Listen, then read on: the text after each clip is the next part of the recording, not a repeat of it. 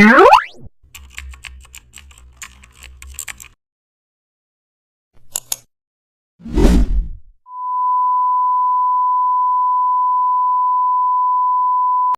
back to the channel, and don't forget to like, share and subscribe for more updates. Today we are diving into an exciting tutorial: how to create a corporate presentation slide in Photoshop.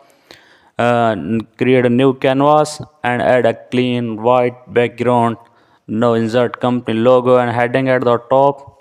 Use color blocks to divide information. Add short bullet text for clarity. Include teams or product photos. Apply shadows under text boxes. Keep spacing even throughout. Use consistent color palette. Save multiple slides with variations. Now apply subtle gradient behind content and export each slide as JPG or PDF.